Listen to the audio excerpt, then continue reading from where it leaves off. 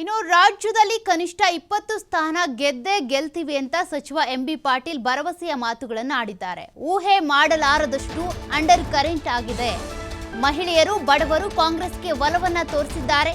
ಆ ನಿಟ್ಟಿನಲ್ಲಿ ಯೋಜನೆಗಳು ಸರ್ಕಾರದಿಂದ ಜಾರಿ ಆಗಿರೋದ್ರಿಂದ ಸರ್ಕಾರ ಬೀಳಲಿದೆ ಎಂಬ ಎಚ್.ಡಿ. ಕುಮಾರಸ್ವಾಮಿ ಅವರ ಹೇಳಿಕೆ ವಿಚಾರ ಕೂಡ ಪ್ರಸ್ತಾಪ ಮಾಡಿದ್ದಾರೆ. ಸರ್ಕಾರ ಬೀಳಿಸಬೇಕಾದ್ರೆ 60 ಶಾಸಕರು ಬೇಕಾಗುತ್ತೆ. 2ರಿಂದ 4 ಶಾಸಕರನ್ನ ಕರೆದುಕೊಂಡು ಹೋಗಿ ಬರಲಿ. ಬಿಜೆಪಿಯ ಶಾಸಕರೇ ನಮ್ಮ ಜೊತೆ ಇದ್ದಾರೆ. ಸರ್ಕಾರ ಬೀಳಿಸೋದು ಅಸಾಧ್ಯವಾದ ಮಾತು.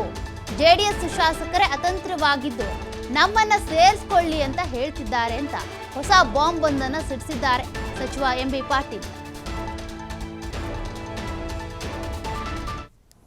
ಕನಿಷ್ಠ 20 ಸೀಟ್ ಗೆಲ್ಲಬೇಕು ನಾವು.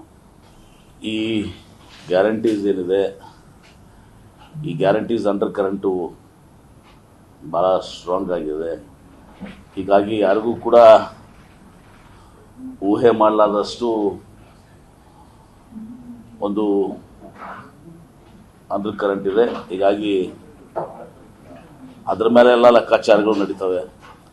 ನನಗನ್ಸೋ ಮಟ್ಟಿಗೆ 20 ಸೀಟನ್ನು ನಾವು ಈ ಚುನಾವಣೆಯಲ್ಲಿ ನಾವು ಗೆಲ್ತೇವೆ. ನೋಡಿ, ಇವರೆಲ್ಲರೂ ಯಾವ ದೇಶದಲ್ಲಿಂದ ಯಾವ ಸರ್ಕಾರ ಗೊತ್ತಾಗ್ತಾ ಇಲ್ಲ ನಮಗೆ. ನಮ್ಮಲ್ಲಿ ನಾನು ಹೇಳಿದ್ದೀನಿ ಹಿಂದೆನೂ ಕೂಡ, ಈ ಸರ್ಕಾರ ಬೀಳಿಸಬೇಕಾದ್ರೆ ನಿಮಗೆ ಆ್ಯಸ್ ಇಟ್ ಈಸ್ 65 ಶಾಸಕರು ಬೇಕು, 60 ಶಾಸಕರು ಬೇಕು. ಇವರು ಒಂದು 2 ಶಾಸಕರು 4 ಜನ ಶಾಸಕರು ತೊಗೊಂಬರಲಿ. BJPಯವರು ಎಷ್ಟೋ ಜನ ನಮ್ಮ ಜೊತೆ ಇದ್ದಾರೆ. JDSದ್ದು ಮುಳುಗ್ತಿರೋ ಹಡಗದು. ಅಲ್ಲಿ ಜನ ಎಷ್ಟು ಈ ಕಡೆ ಬರ್ತಾರೆ ಇರೋಕ್ಕೆ ನೋಡಿ.